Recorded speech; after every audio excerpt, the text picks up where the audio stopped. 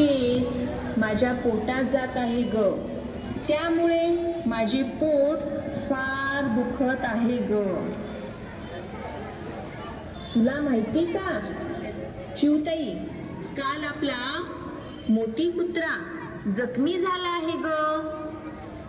चिव, का ग, का जखमी झाला आपला मोती कुत्रा? काय सांगू बाई, अन्नाच्या शोधापायी जेव्हा मोती कचरा कुंडीजवळ गेला तेव्हा अन्न खात असताना त्याच्या तोंडात काच घुसला ग बाई. हा मानव शहाणा कधी होणार ग बाई? चल ग चिऊ, आपण जाऊ आता तलावावर. तलावावरचे थंडगार पाणी पिऊ.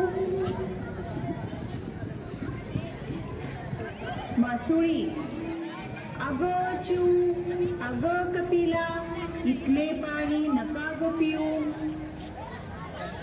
का ग मासुळी, आम्ही का नाही पिणार ग इथलं पाणी?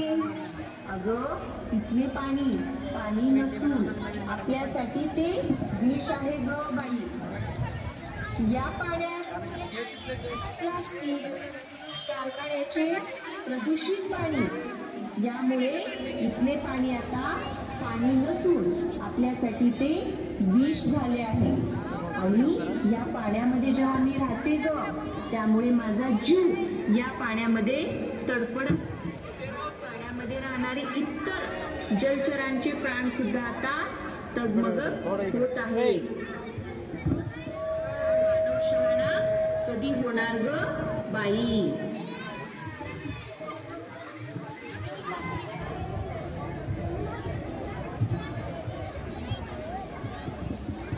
ऐका हो ऐका, मानव जरा आम्हाला देऊ नका हो त्रास असा.